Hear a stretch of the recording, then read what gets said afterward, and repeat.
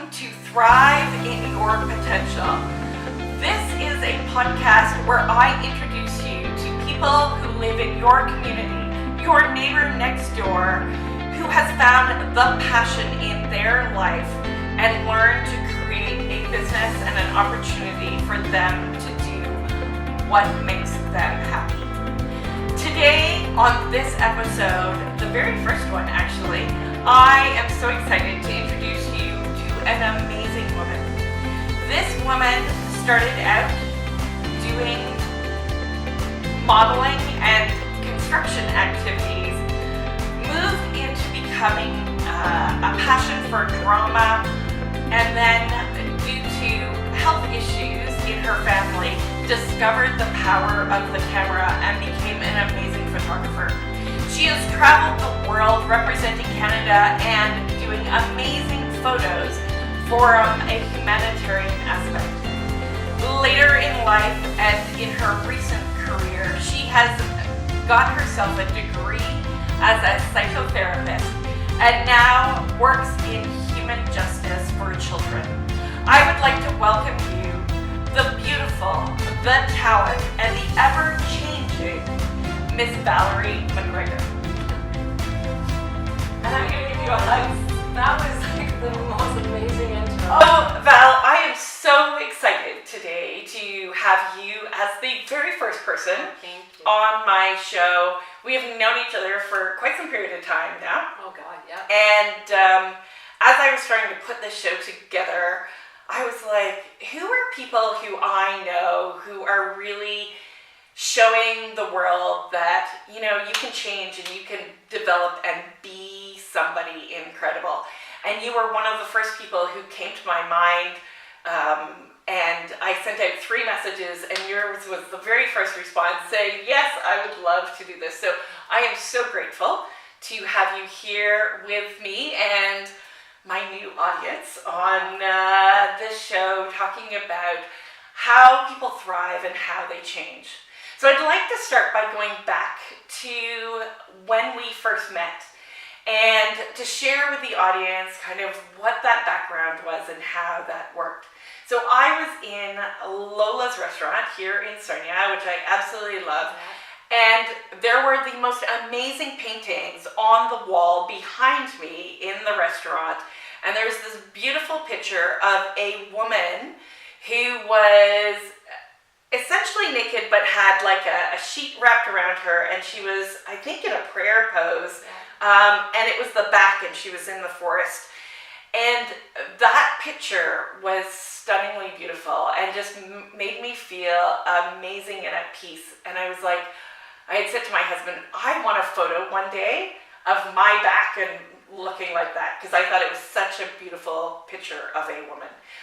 So then a few weeks later, I was at a dance event and I had the opportunity to meet you, and I was so excited that I got this opportunity to meet you. So I was thinking maybe we could start with those photos, and then maybe we can backtrack in history about why you started photography and how you got into this business. But if you'd like to share what those photos were about. And Those were, the exhibit was to celebrate women of all shapes and sizes and all backgrounds. And it was to really honor who we are as women. We are like the back, you know, we're like the backbone of so many families and relationships and things like that. And I wanted women not to focus on things that they're so like, you know, the front and all that.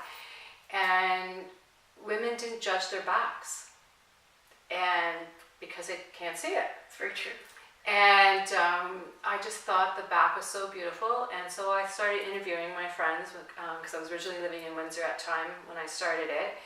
And I was actually, went back to university to finish my degree, my BA, and I presented it for the first time, and I saw this reaction of these bare backs and women with tattoos, and I sort of was telling their story without writing it. It was all through visual. And then I also noticed how it was changing the women, that they found themselves to be beautiful and not so judging. And, you know, some of them, you know, oh, I'm fat, I can't do this, but they're a size 2. And it just was felt so empowered behind that camera and loving it better than being in front. Like you said earlier in the intro about me being a model, I always, was the odd one. I was always different looking to everybody else and the big eyes. And I thought, how can, as a woman, how can I just present other women in such a way that hasn't been done before, like especially in this area?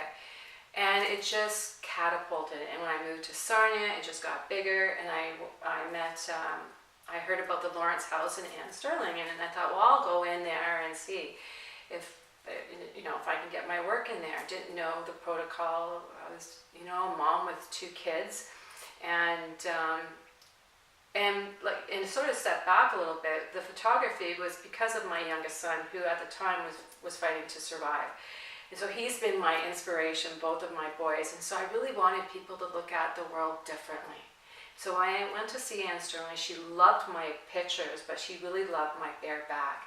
And someone just canceled. So I got in and had an exhibit like within weeks and up in the 2nd level. And it just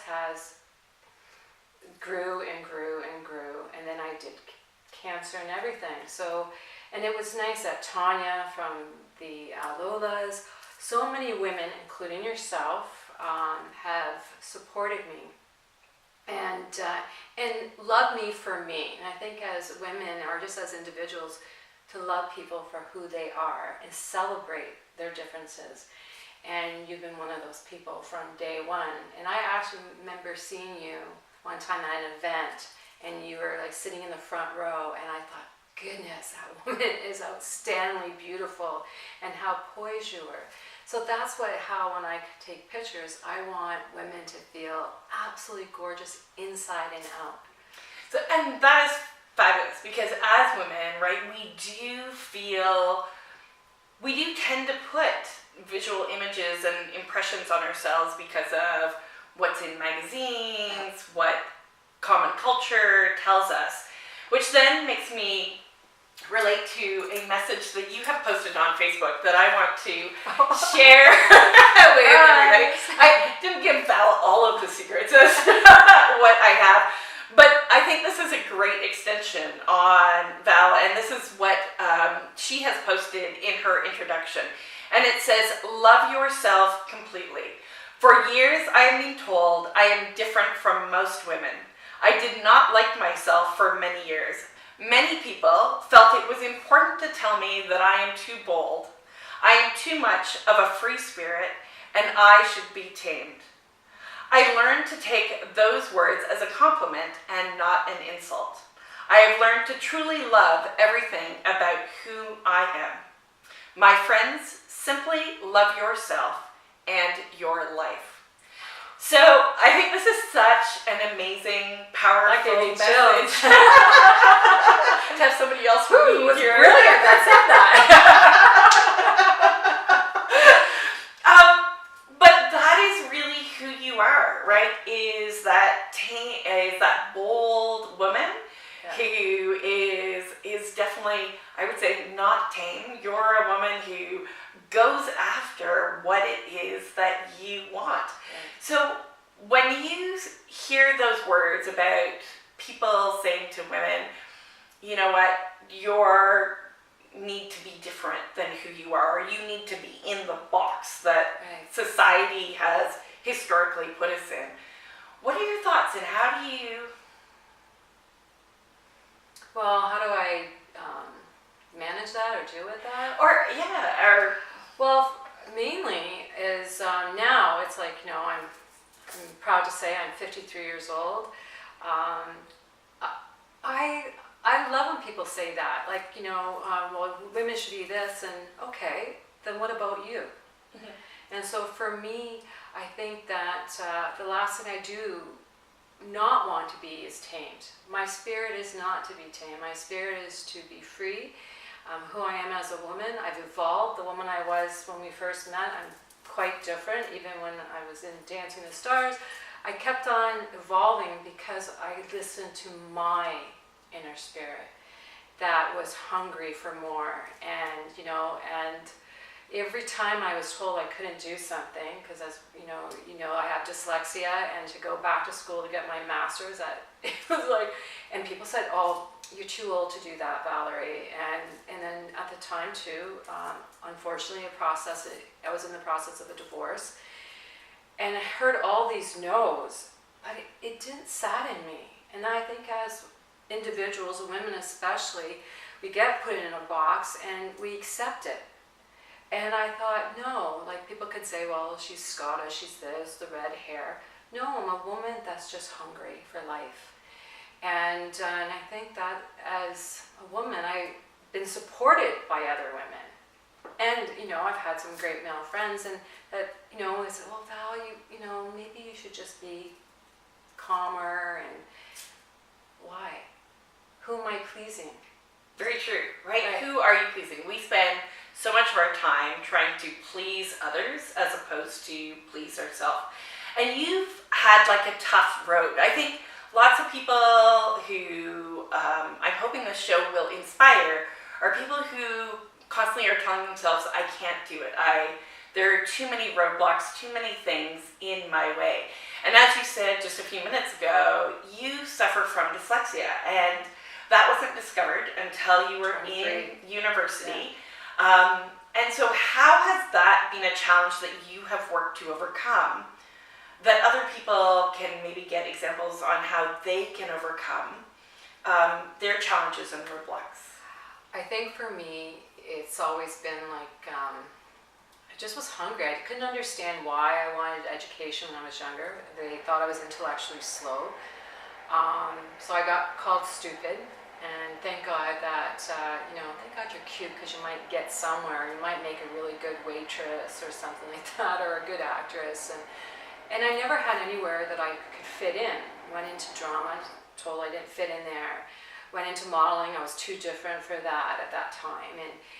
And so learned to love me, and had some great people in my life. Like, even though, I came from not the easiest life, and I know what it's like to be hurt physically, and be around some very not nice people. But with that, I was fortunate to have great teachers.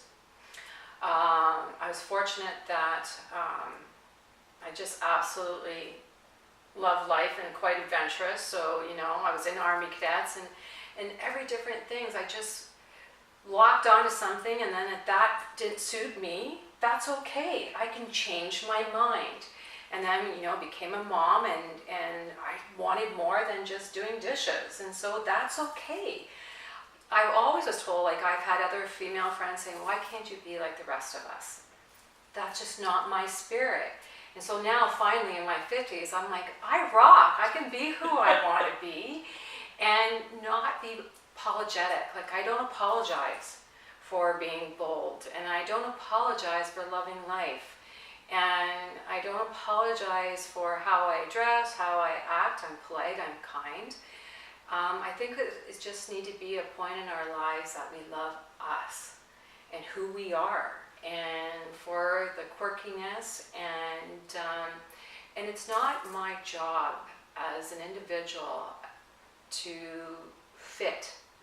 You have these beautiful flowers here. They're all different. They make a beautiful bouquet. Yes.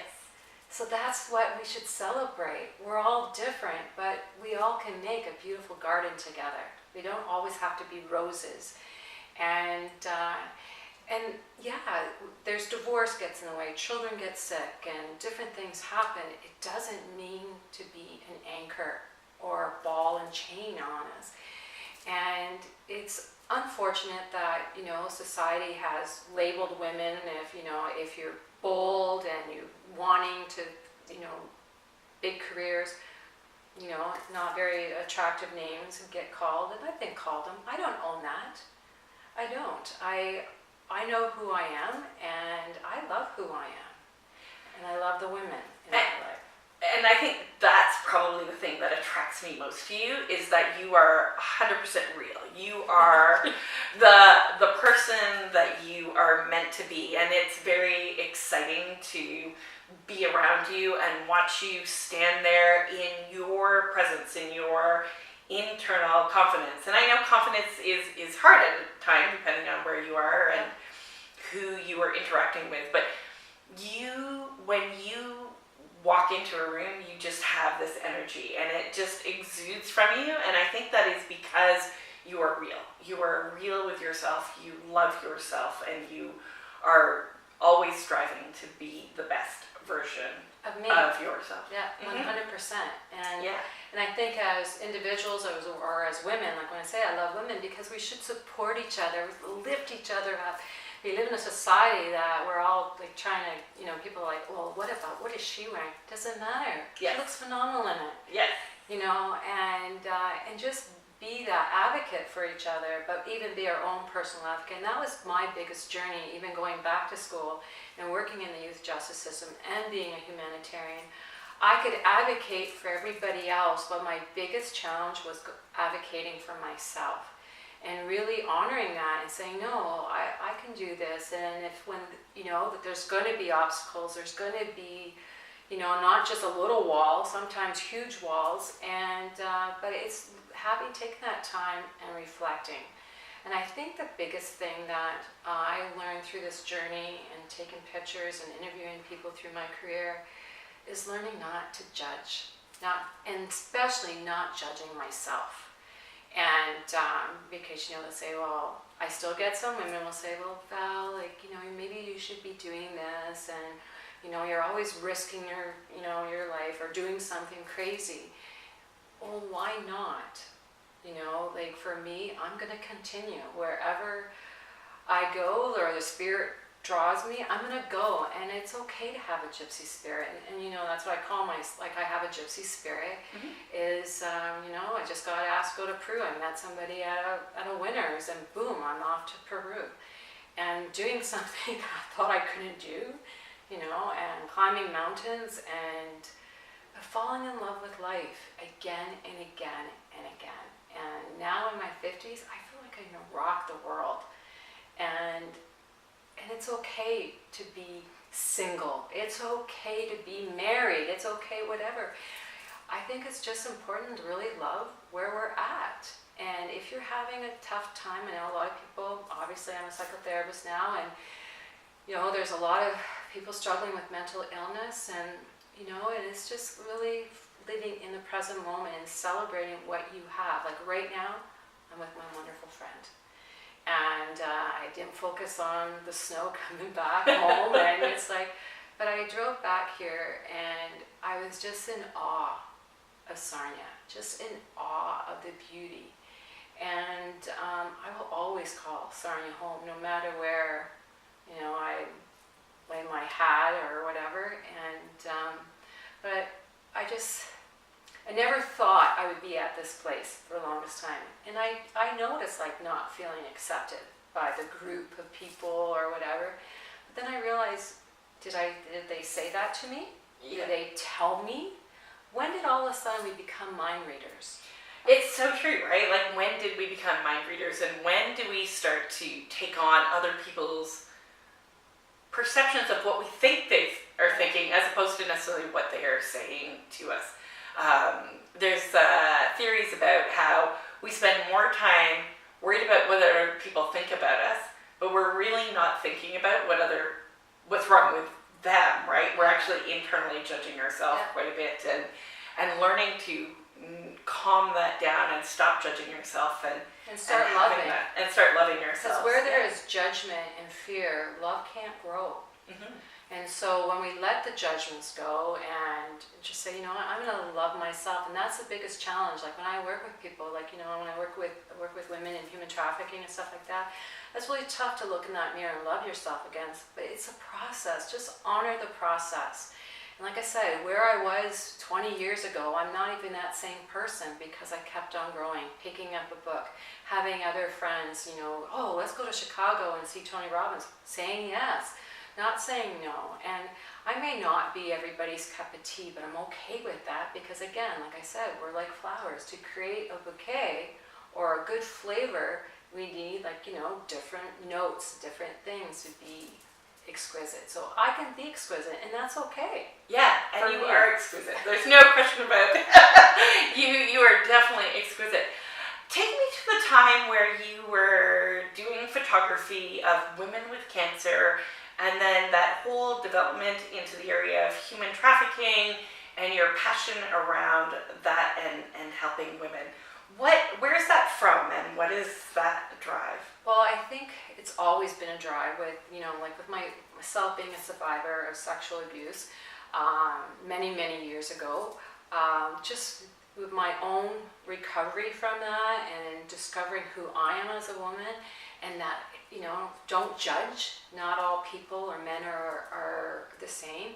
And so found this newfound love for the human spirit, and noticing while I was even going to university, seeing how people were treated. And I was never a big fan of, I've always been I think I protested even when I was in high school, because I really can't stand when people are not treated properly. And so I always wanted to go to Haiti, and it didn't happen. And then when it finally did, I think in 2011, 1 year after the earthquake, I found out that there's children that every time there's something catastrophic from the environment, there's a lot of kids will be parentless and they become slaves. And I know that some things are part of culture and they're called rustics, but I just thought it was horrific.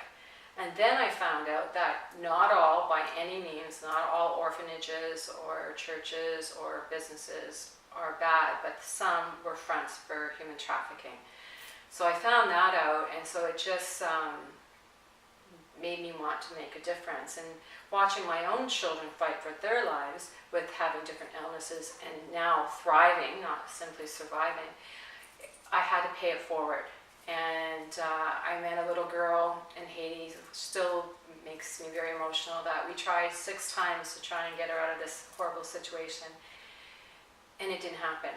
And then when I was asked by Photosensitive, when I worked with them for a few years, they asked about 100 photographers in Canada what photo changed their life. And it was the one of the little girl that we made 6 attempts to save her and get her to a safe place because she was being mistreated and spit on.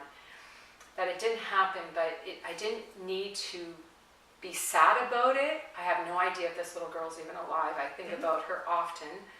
But it taught me to keep pushing forward and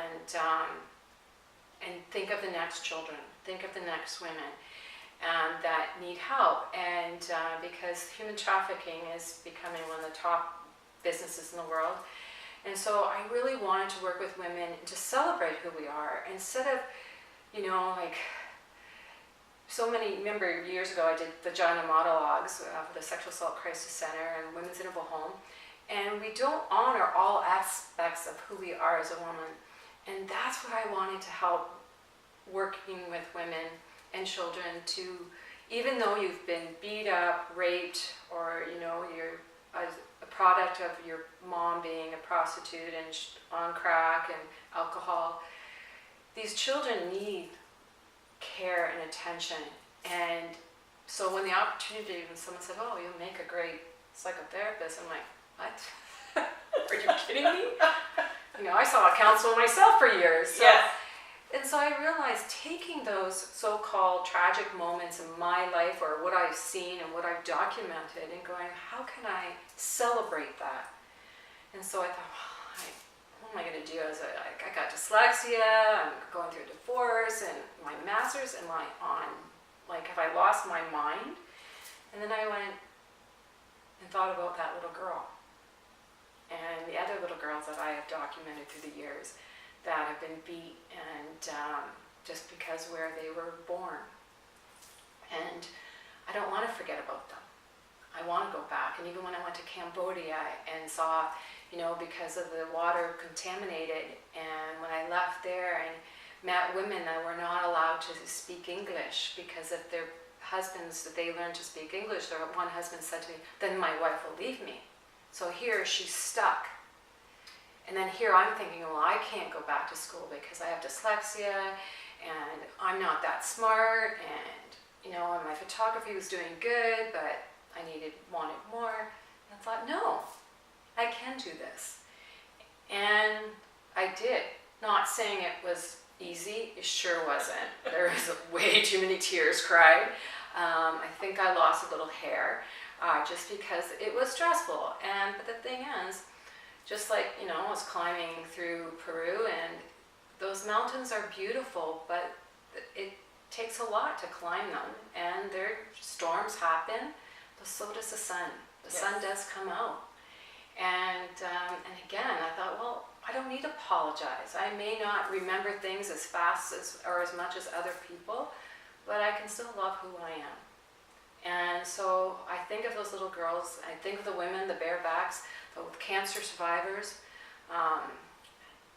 and I think of Jack Layton. I got to take his picture, and I think of all these people that have been and touched, left their imprint on this planet and on this country. I wanted to do the same, and I felt I was worthy. I can, because I've met all these amazing people that their stories are still important. I still take pictures, I still do that, but I wanted to celebrate who they are in a different way. And so my job as a photojournalist was be a voice for the voiceless with my photos.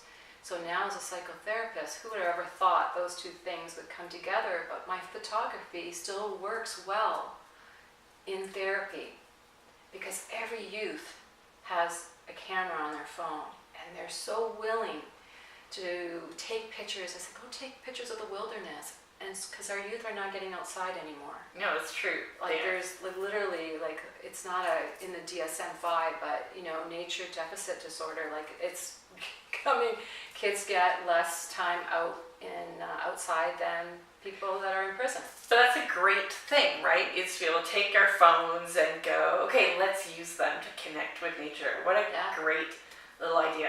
Thank you so much for your time with me today and being my first person on this podcast. If you have someone in your community who you see is doing great stuff and thinks that you can share on how they are thriving in their potential, it doesn't matter if this is a young child or someone in their 90s. Please share that person with me so that I may be able to interview them and bring their success and their excitement out to inspire you. I hope you found some great nuggets of wisdom out of what Val has shared with us today. I know I have gained some great nuggets of wisdom. And I wish that you have the opportunity to thrive in your potential. Just go out there, find what it is, stop doing the things that you dislike doing, and become the amazing person that you are meant to be. Because the world and your community will be a better place by you being the best potential that you can be. Thank you, and have a great day.